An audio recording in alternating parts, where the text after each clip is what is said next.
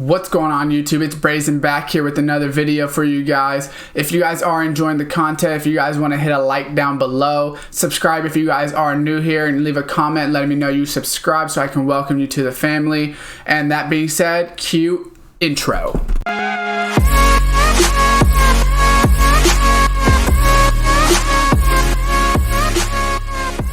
What's going on YouTube, and welcome back to another Madden 20 video for you guys here today. I'm going to be going over a full RPO scheme, what to look for against different coverages, and just basically how to run RPOs and get the yardage on them basically every time.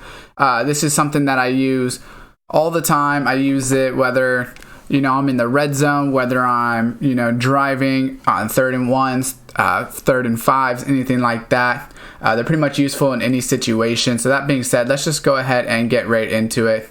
So there's a couple different concepts on the RPOs. So there is the alert, which the alerts are bubbles, and then there's like quick slants and some smokes. Basically the alert is they're going to hand it off unless you throw the route. So it's pretty easy to read those.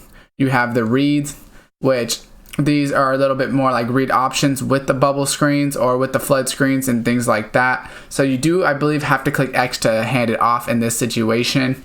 That's a little up in the air which ones you still have to hand it off to, but I'm pretty sure you have to hand it off in those ones. And then there is the peaks. The peaks usually have multiple routes. So this is like with the run with the stick, run with the slant, run with double slants, or run with the slant flat. And once again, you do have to hold X to hand it off. So I'm just going to go ahead and go through some of the different ones, and I'm just going to set the defense up. So there is a 3-4 right here. 3-4 odd is a pretty consistent formation. So I am going to switch their audibles just to give them different looks. For the sake of it, we'll do cover 4, drop show 2, all out blitz, Tampa 2, and cover 3.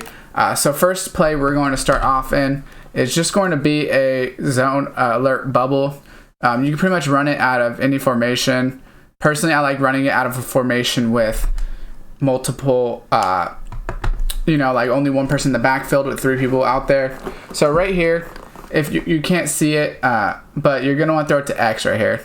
There you go. Perfect. So X is the one you're looking for. But you want to see what formation they come out in, right? So for defensively, this is what they're out in right now. It's cover 3. So if a player is playing it like this, and I'm just going to go over here, that way I don't mess it up for the defense. What you're going to want to watch is that player over that number 2. So over X is who you're going to want to watch. Right here, you see he sprints in. You know you have it on the outside. And you get up the field, no problem. And the reason this is really good is depending on what they run. So let's say this is a pretty consistent defensive formation, right? So they go cover 4, baseline, press in the cover 3, the cover forward, right? This is the cover 4 drop. That's one of the most consistent formations that people use. It's still viable. You hold it, boom, you have it out there. You do get, once in a while, you will get a penalty just if your lineman does make contact with someone downfield, but usually you're able to get it out of your hands before that. And, it's going to be pretty good against all formations, but what you want to watch out for, so this is going to be man, right? All out blitz, coming. This is what they have. When they're in man, if you see man alignment, they're going to go for that. They're going to go for X. Like most of the time. So if you see him step up, see he still is going to go out there, you see? So even though he steps back a couple steps, he still goes out there. So in this situation, we're going to set them back up in man, press it, baseline, and then press it. Sometimes they do baseline, a lot of times on defense. But if you see, they're going to run out there, and there's still someone out there in man. If they base align, it's a little bit easier because you'll have the linebacker matched up on you in the 3-4. If not, it works against all zones, right? So the bubble pretty much works against all zones. You don't really have to worry about them switching their defense just because they base align or anything like that. If they base align, it doesn't affect it. You're still usually able to, if anything, base aligning is actually worse against the bubble because you're still able to throw it to the outside right there and get up the field. So next we're going to move on to a different formation, a different play type. Let's go ahead and do this. How do I switch plays? Let's choose new play.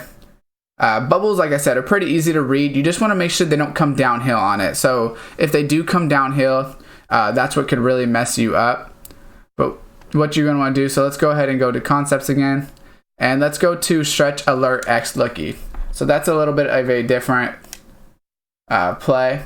So this one, you're reading the guy on the outside, not the guy with the M. You want to read that guy on the left, the right outside linebacker out there. So as soon as you hike it, see, you could do either, right? So that formation, that right there, he's still backed up. You could hand it off, or you could have thrown it.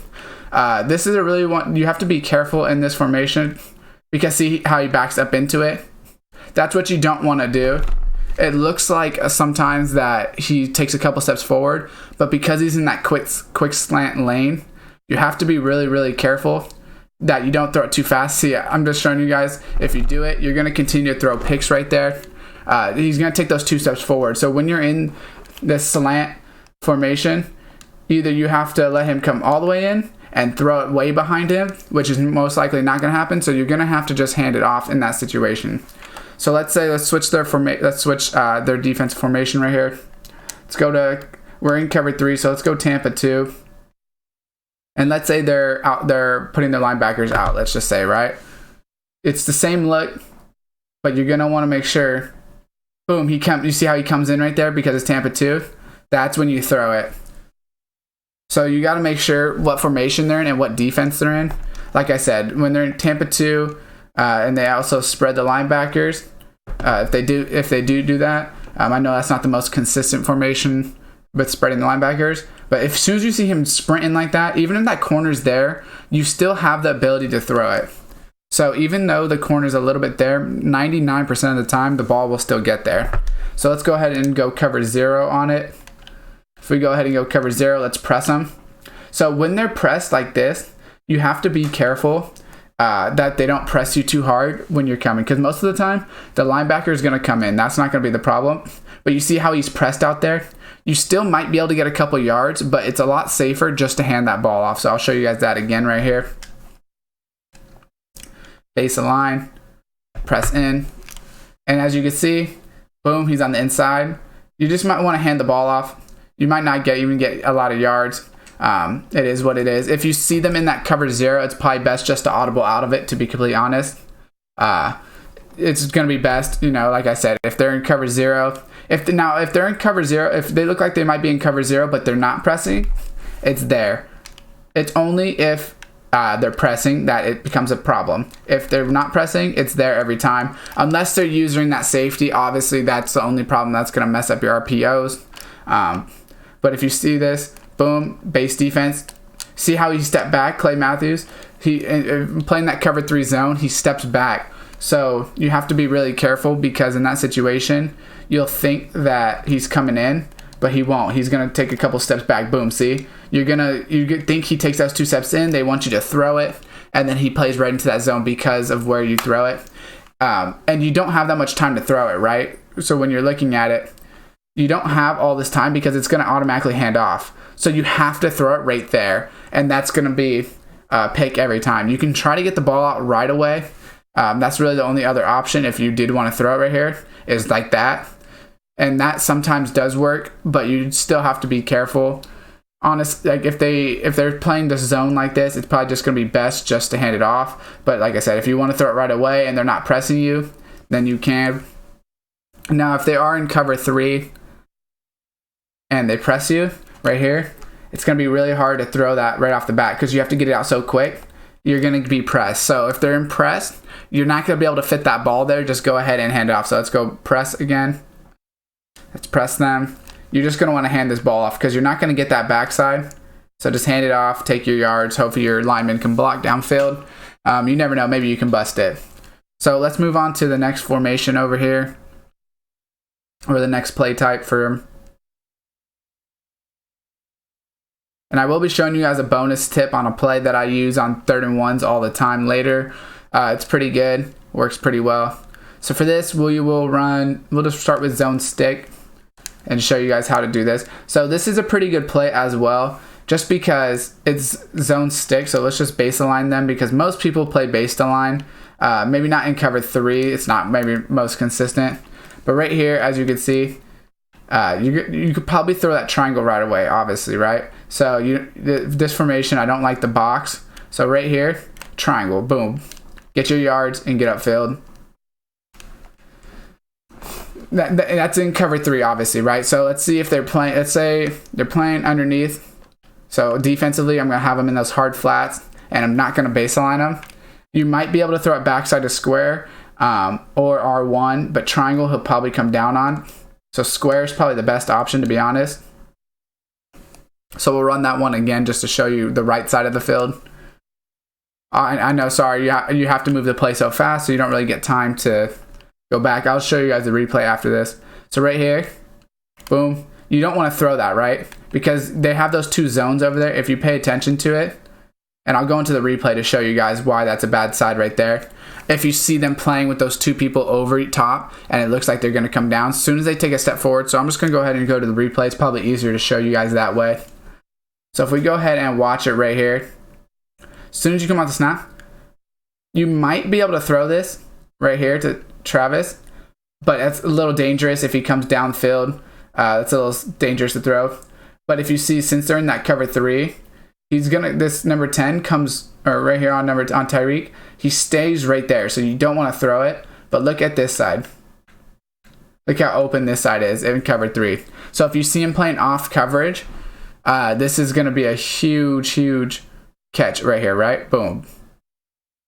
It's going to be wide open off the route. If you see him playing off coverage, boom, throw it, get your 5 yards, get upfield. So we'll go ahead and show you guys in different defenses now. So let's say cover 4, drop show 2. So once again, they're playing off coverage right here. Even though he might be playing purple, it's just going to be best to throw that square. Right? So if you're playing a team that likes to play, let's go cover 4, drop show 2, and let's baseline it, right? So as soon as they baseline, even if they go hard flats, so let's say they baseline but they go hard flats, right? You could throw that right away every time. If they baseline, you could throw a quick flat route every single time. Unless you see they're obviously usering, the only way they can stop it is if they're doing baseline, cover 4 drop, and they're playing this guy, right? So this is literally the only way they can stop it. And I'll try to do both at the same time, but it's probably going to be hard to get a pick on it. But only if they do this and then they ran with it, right, is the only way that they would be able to go. The CPU, he's not going to be able to run out there fast enough on cover 4 baseline. And also on cover 4 baseline, you might have a run option. So you have triangle, right? You still probably have square on this side because that linebacker's in there. And you can hand it off and just get a couple yards.